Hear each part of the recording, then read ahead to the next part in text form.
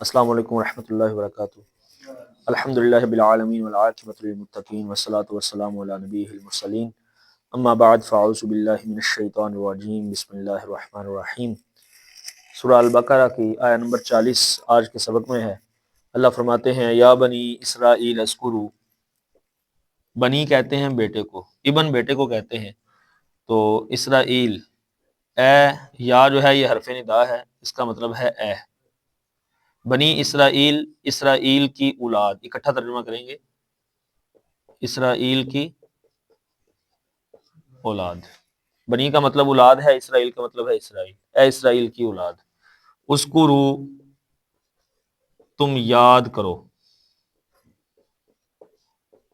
ابھی قرآن کریم پڑھ رہے تھے نماز کے اندر، تو اس میں ایک آیت پڑھی فَاذْكُرُونِي أَذْكُرْكُمْ وَاشْكُرُوا لِي وَلَا تَكْفُرُونَ، پس تم مجھے یاد کرو میں تمہیں یاد کروں گا، یا پس تم میرا ذکر کرو میں تمہیں یاد کروں گا، یا میں تمہارا ذکر کروں گا۔ تو ذکر یذکر کا مطلب ہوتا ہے ذکر کرنا، یاد کرنا۔ کہتے ہیں اللہ کا ذکر کرو، مطلب اللہ کو یاد کرو۔ تو اذکروا، تم یاد کرو، نعمتی، میری نعمت کو، التی، جو، انعمت، میں نے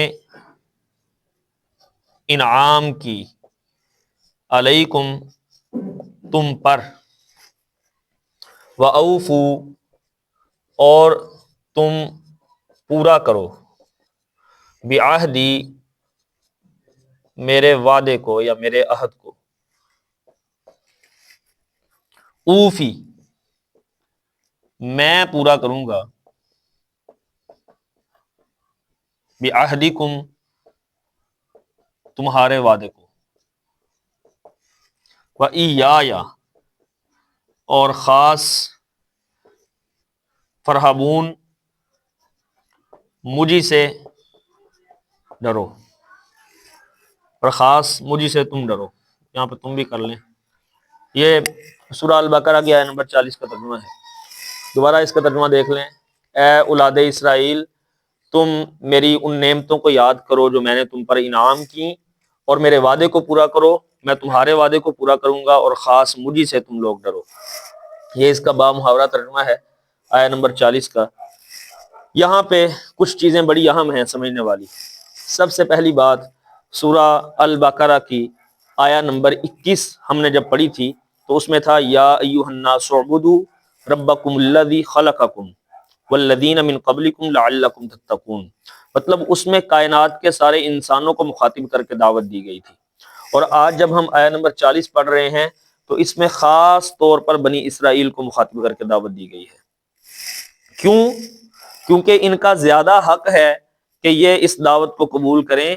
یہ نبیوں کی اولاد میں سے ہیں، ان کی طرف اتنے پیغمبر بھیجے گئے ہیں، پھر اولاد اسرائیل میں سے ہیں، تو ان کا زیادہ حق ہے کہ یہ رسول اللہ صلی اللہ علیہ وسلم پر ایمان لے کے آئیں اور آپ کی دعوت کو قبول کریں۔ اس لیے ان کو خاص طور پر مخاطب کر کے دعوت دی گئی ہے۔ یہاں سے لے کے آیہ نمبر 40 سے لے کے آیہ نمبر 147 تک 107 آیتیں بنتی ہیں، جن کے اندر اللہ رب العزت نے بنی اسرائیل، اور دعوت کا انداز جو ہے وہ بھی مختلف طریقوں سے بنی اسرائیل کو مخاطب کر کے دعوت دی۔ کبھی ان پر اپنی نعمتوں کا ذکر کر کے ان کو دعوت دی، کبھی اللہ رب العزت نے ان کی بدعمالیوں پر ڈانٹ کے ان کو دعوت دی، اور کبھی اللہ رب العزت نے ان کو دی جانے والی سزاؤں کا ذکر کر کے ان کو دعوت دی۔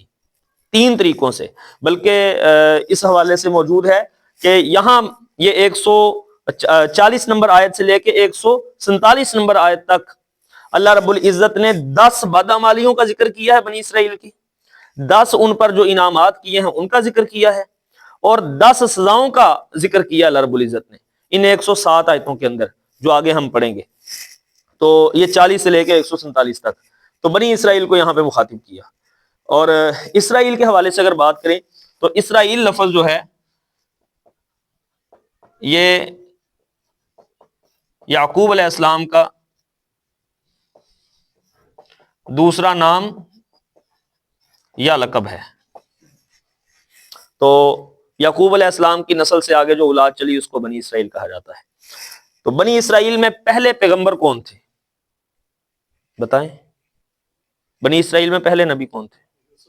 یوسف علیہ السلام، پہلے پیغمبر یوسف علیہ السلام تھے اور آخری پیغمبر عیسیٰ علیہ السلام تھے۔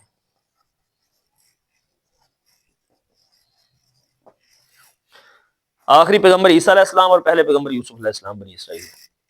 اب اگلی بات ہے، اللہ رب العزت نے فرمایا کہ نعمتی اللتی انعمت علیکم اذکروا نعمتی اللتی انعمت علیکم، تم یاد کرو میری ان نعمتوں کو جو میں نے تم پر انعام کی۔ اچھا، یہ نعمتیں تو اللہ رب العزت نے بنی اسرائیل کے جو پہلے بزرگ تھے، یعنی کہ حضرت عیسیٰ علیہ السلام کے زمانے کے یا حضرت موسیٰ علیہ السلام کے زمانے کے، ان بنی اسرائیل پر یہ نعمتیں کی تھیں یا ان کو سزائیں دی تھیں یا ان کی بادامالیوں کا ذکر کیا ہے، تو پھر نبی پاک علیہ السلام کے زمانے کے بنی اسرائیل کو مخاطب کیوں کیا؟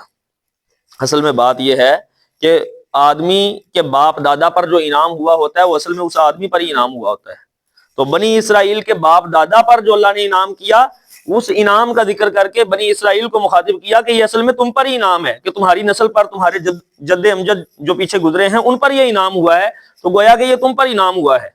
اور پھر بنی اسرائیل جو تھے یہ اپنے باپ دادا کی بدعمالیاں وہ ان کے اندر بھی موجود تھیں، اور کچھ ایسی بدعمالیاں تھیں جو رسول اللہ صلی اللہ علیہ وسلم کے زمانے کے بنی اسرائیل تھے ان کے اندر اس وقت بھی موجود تھیں۔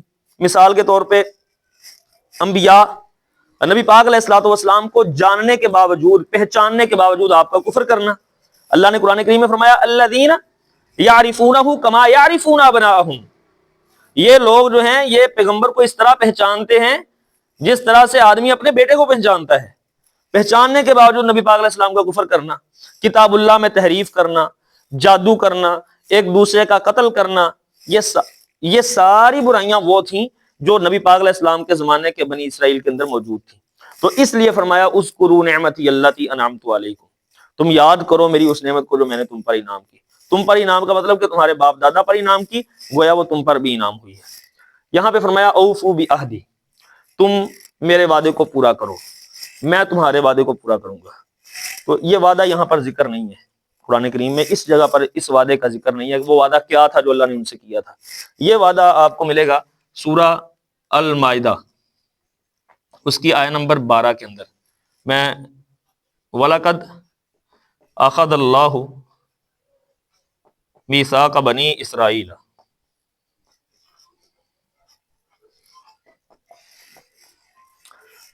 یہ اس آیت کے اندر اس وعدے کا ذکر ہے۔ اللہ فرماتے ہیں وَلَقَدْ أَخَذَ اللَّهُ مِيثَاقَ بَنِي إِسْرَائِيلَ وَبَعَثْنَا مِنْهُمُ اثْنَيْ عَشَرَ نَقِيبًا، اللہ فرماتے ہیں ہم نے بنی اسرائیل سے پختہ وعدہ لیا اور ہم نے ان میں 12 سردار منتخب کیے۔ اور وعدہ کیا تھا؟ وعدہ یہ تھا لَإِنْ أَقَمْتُمُ الصَّلَاةَ وَآتَيْتُمُ الزَّكَاةَ وَآمَنْتُمْ بِرُسُلِي وَعَزَّرْتُمُوهُمْ وَأَقْرَضْتُمُ اللَّهَ قَرْضًا حَسَنًا، یہ وعدہ تھا جو بنی اسرائیل نے پورا کرنا تھا اللہ کا۔ نماز قائم کرنی ہے تم نے، زکوٰۃ ادا کرنی ہے تم نے، میرے رسولوں پر ایمان لے کے آنا ہے، بس میرے محمد صلی اللہ علیہ وسلم کے، اور ان کی مدد کرنی ہے رسولوں کی دین کو پھیلانے کے لیے، اور اللہ کو قرض حسنہ دینا ہے۔ قرض حسنہ کیا ہے؟ صدقہ اللہ کے راستے میں دینا۔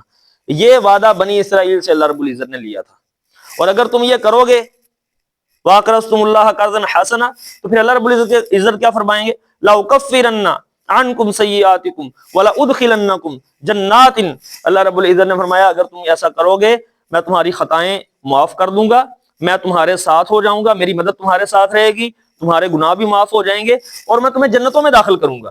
یہ اللہ رب العزت کا وعدہ تھا، یعنی کہ وہ یہ کام کرتے، نماز، زکوٰۃ، رسولوں پر ایمان، رسولوں کی مدد اور قرض حسنہ، وہ یہ کام جب کرتے تو اللہ رب العزت نے پھر یہ کام کرنے تھے کہ اللہ کی مدد ان کے ساتھ، جنتوں میں دخول ان کا، اور اسی طرح تیسری بات کیا بتائی ابھی میں نے آپ کو؟